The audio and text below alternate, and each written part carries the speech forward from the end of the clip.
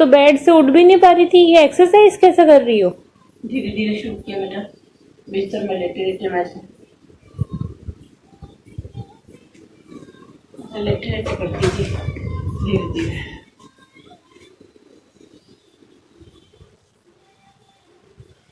इससे मेरे को थोड़ा ज़्यादा करने को हुआ और फिर मैं अब बैठ के भी कर पा रही हूँ। इसके साथ मैं बहुत एक्सरसाइज कर पा रही हूँ। इससे मेरे जॉइंट्स जो है खुल गए। ये सब एक्सरसाइज करने से अलग अलग एक्शन होता है।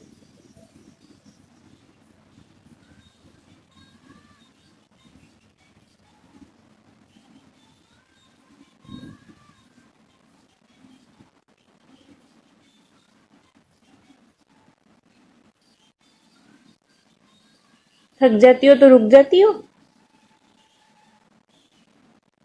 ये थोड़ा तो ऐसे कर लेती फिर रुक जाती, एक घूंट पानी पी लेती बीच में।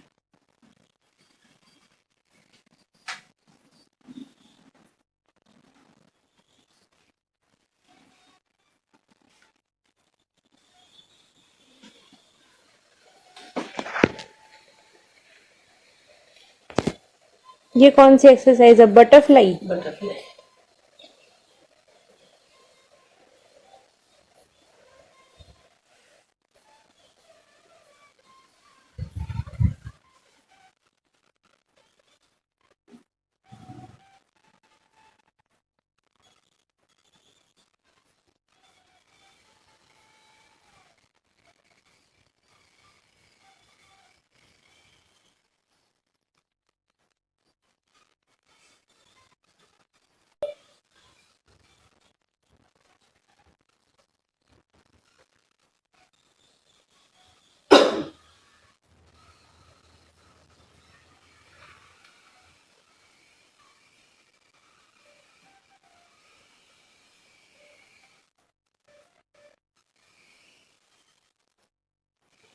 ऐसे थोड़ा थोड़ा थोड़ा थोड़ा शुरू किया मैंने।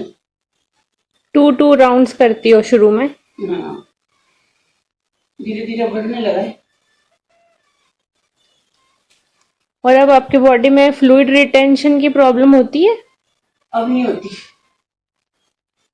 अब सब सिस्टम ठीक से शुरू हो गया।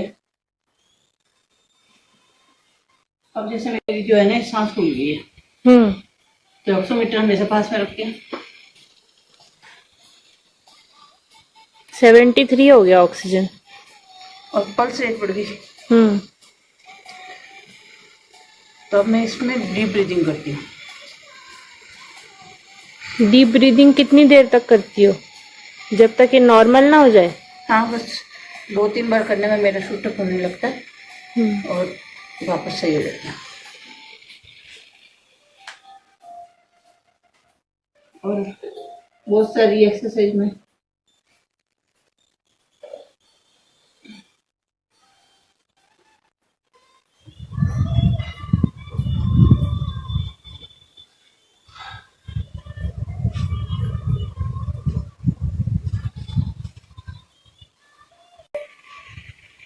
ये क्या है, नेक मूवमेंट्स? हाँ,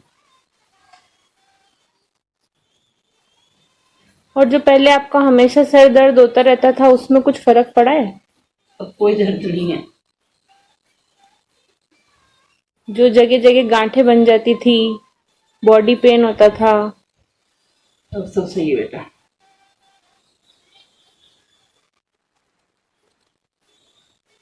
और ऐसे तो थोड़ा बहुत होता रहता है, ये तो प्रोसेस है, इसमें रुकना नहीं है, कंटिन्यू करते रहना।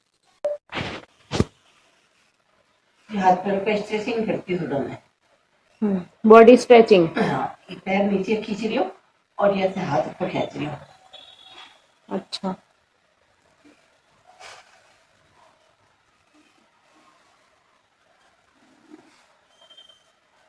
ऐसे 3 बार करती हूँ। अपनी बॉडी को ऊपर पुल कर रही हो और हाँ, पैरों को नीचे पुल कर रही हो? हाँ।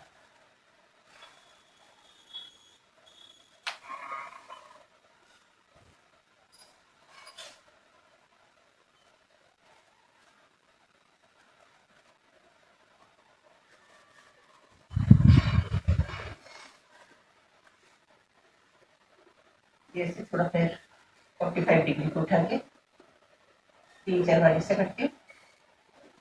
3-4 राउंड हाँ 45 डिग्री पे पैर उठाना। हाँ, फिर ये इस तरह से ओ हो।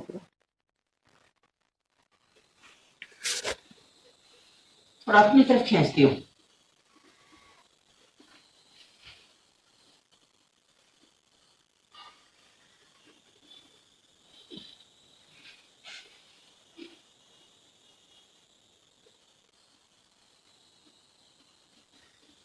फिर दोनों पैरों को उठा के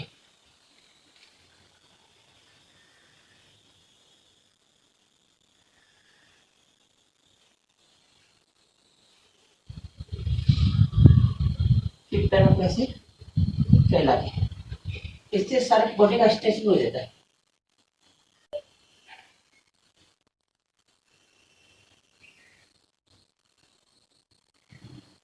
इतना तो मेरा पैर जाता ही नहीं है माँ। प्रैक्टिस से हो जाता है बेटा धीरे धीरे। पहले मेरा पैर घुटना या मुड़ता भी नहीं था, आपका घुटना मुड़ने लग गया अब? अभी देख ले। पहले मेरे पैर ऐसे क्यों लगती थी, इसको यहाँ भी नहीं कर पाती थी। अब ये पैर पूरा मुड़ रहा है मेरा। अब मैं ओ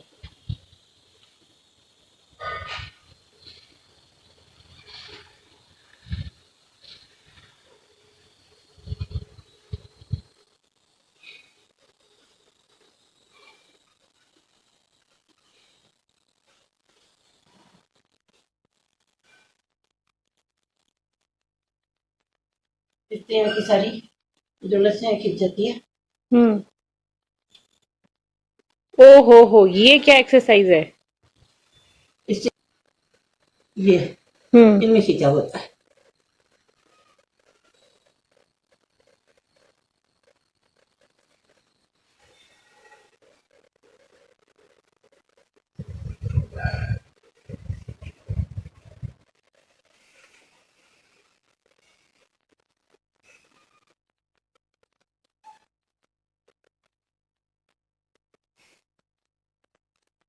इससे स्पाइन में स्ट्रेचिंग होती है? हाँ, ये आपका मुंह तो अपोजिट साइड में होना चाहिए और बॉडी पूरी। तो अगर आपका फेस राइट में है तो आपके लेग्स लेफ्ट में जाएंगे। हाँ, इस तरह से, और जितना हो हम्म। बॉडी को टर्न करने की कोशिश करना चाहिए। तो फिर स्पाइन में स्ट्रेच आता है? इस पाइन में स्ट्रेच आता है, और ये जो इधर कंधे की ये मसल्स है इनमें स्ट्रेच आता है, हाथों में आता है। और सबसे ज्यादा ये पैर का ये जो हिस्सा है, ये जैसे ऊपर जा रहा है, ये पैर को इस तरह से ऊपर रखना चाहिए। ओके। और ये इसको मुंह को यूं ले जाना चाहिए। हम्म। फिर मैं कुछ उल्टे सो के भी करती हूँ। ये क्या कर रही हो? थोड़ा रेस्ट टाइम? और सांस को जितने बताया ना, हम्म। ये कौन सा रेस्ट है माँ? वाह। दोनों पैरों से ऐसे कर लेती हूँ। हम्म। अब आप टर्न भी हो पाती हो? हाँ, अभी टर्न हो के ये 2-3 एक्सरसाइज करना बहुत जरूरी है। जिनको पीठ में दर्द हो हम्म। उनको आगे की तरफ कम झुकना चाहिए, हम्म। पीछे की तरफ ऐसे एक्सरसाइज करनी ज्यादा जरूरी है। जिनके बैक में पेन हो? हाँ, आपको बैक में पेन है? मेरे हुआ था, लेकिन अब मैं सही हूँ। अब सही हो? तो मैं ये सब रेगुलर करती हूँ, जैसे पैरों को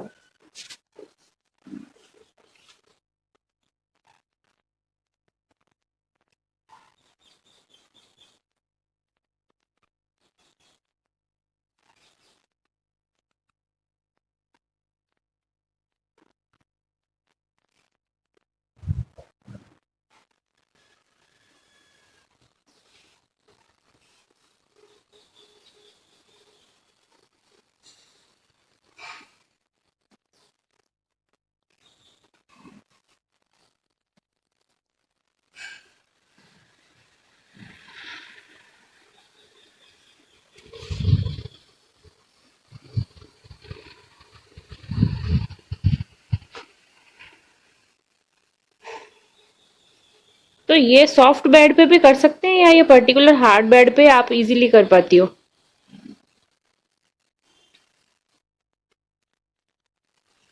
पहले तो मैंने सॉफ्ट बेड पे शुरू किया था, हम्म। उससे करते करते मेरा बॉडी मूवमेंट शुरू हो गया। हम्म। तो अब मैं यहाँ हार्ड बेड पे आके कर लेती हूँ, बाहर बेडरूम से उठ के आके हाँ। तो यहाँ हार्ड बेड पे करती हूँ। इससे क्या होता है कि पूरी बॉडी जो है हम्म। इस हार्ड बेड से इन टच रहती है। हाँ, थोड़ा स्टेबिलिटी मिलती है। हाँ,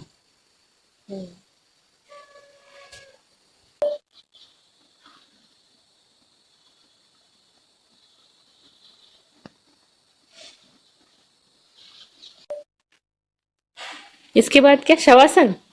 और ये बहुत जरूरी है। एक्सरसाइज के बाद शवासन करना बहुत जरूरी है। रिलैक्सेशन।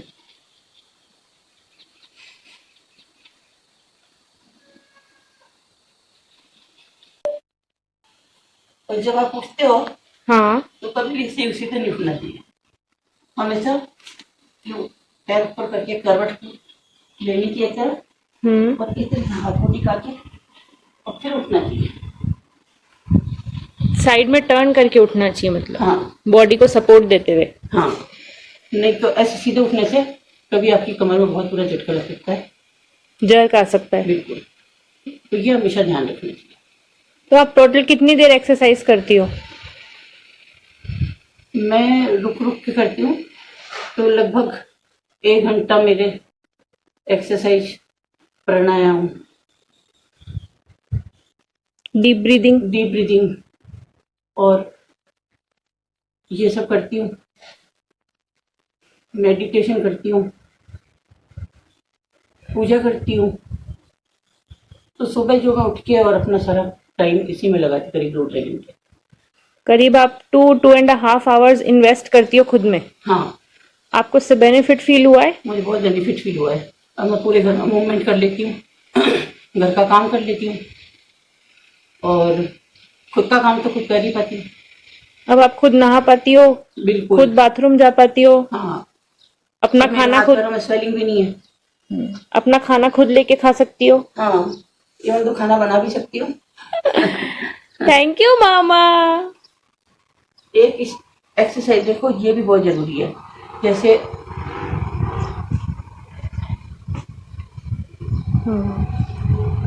इससे आपका चेस्ट स्ट्रेच होता है तो लंग्स पूरा वाइड ओपन हो पाते हैं। हाँ, ये मेरे लिए बहुत ज्यादा जरूरी है।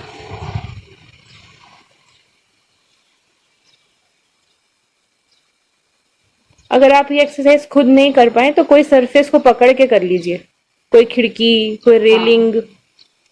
आजकल मैं दीवार को यूं करके पुशअप भी कर लेती हूँ। वॉल पुशअप्स करती हो? हाँ, कितने वॉल पुशअप? 10-10 के 3 सेट कर लेती हूँ। अरे वाह, उससे आपको ब्रीदिंग में इम्प्रूवमेंट फील हो रहा है? हाँ, ये यहाँ से ऐसे ओपन होता है चेस्ट। हाँ, जब जब हम एक्सरसाइज ना करने के और जिम ना जाने के बहाने बनाते हैं, तो आप हमें क्या मैसेज देना चाहती हो? ये कि उसके लिए कहीं जाने की या एक्सरसाइज करने की जरूरत नहीं है, आप बिस्तर पे बैठे बैठे भी कर सकते हो। मैंने जो अपनी जर्नी शुरू की है और बिस्तर में लेटे लेटे की है। जब मेरी स्थिति उठ के अपना पूछने की भी नहीं थी, तुम लोग आके मुझे उठाते थे, उस टाइम मैंने सोए सोए सोचा कि मैं अपना बॉडी का थोड़ा थोड़ा मूवमेंट शुरू करूँ। तो मेरे से तब यूँ यूँ धीरे धीरे ऐसे पैर, धीरे धीरे हाथ हिलते थे। लेकिन मैंने 1-2, फिर 2-3, फिर 3-4 ऐसे धीरे धीरे प्रैक्टिस शुरू की, और उससे मेरे बॉडी का मूवमेंट शुरू हो गया। फिर मैंने अपना ये हाथ उठाना शुरू किया ऐसे धीरे धीरे। पहले थोड़ा उठता था, अब मैं पूरा उठा लेती हूँ।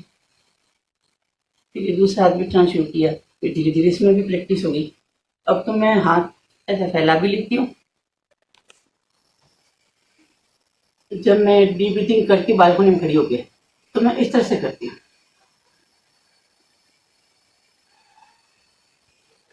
इसकी मैं 4 एक्सरसाइज करती हूँ, और इससे मेरे फेफड़े खुलते हैं और मैं स्वस्थ होती जा रही हूँ। कौन सी 4 एक्सरसाइज करती हो? एक ये, हम्म।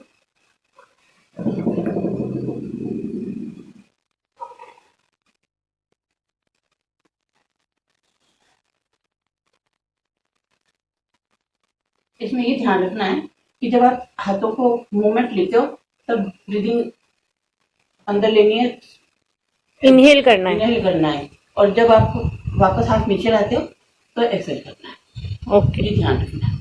मतलब रिदमेटिक ब्रीदिंग करनी है एक्सरसाइज के साथ, धीरे धीरे प्रैक्टिस करके। बिल्कुल। और ताली बजाना ये सबसे अहम इसका हिस्सा है। अपनी ताली ऐसे बजाते रहना है। मैं इस तरह से ताली बजाती हूँ।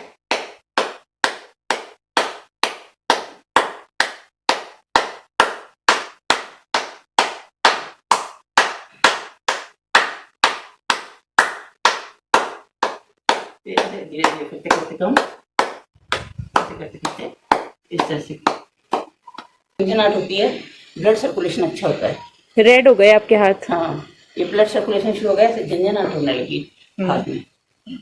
ब्लड फ्लो फील होता है आपको? हाँ। इसके अलावा मैं आंखों की एक्सरसाइज करती हूँ, जैसे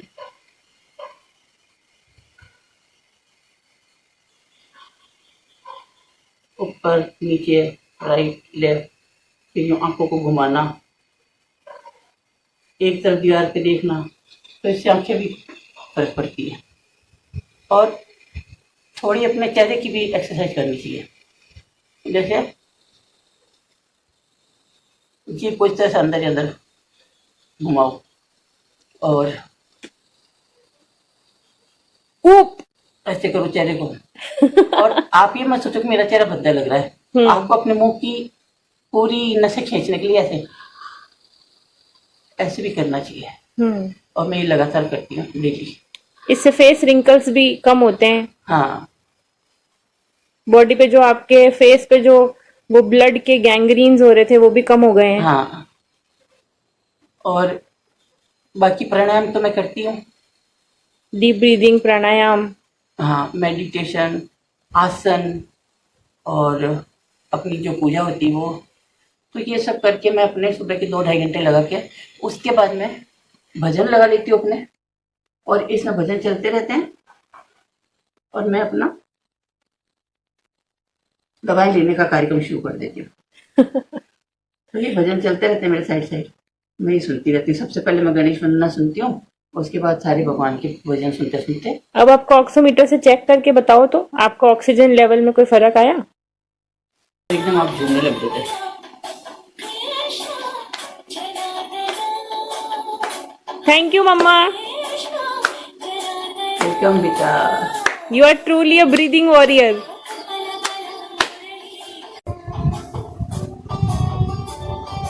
दवा भी ली।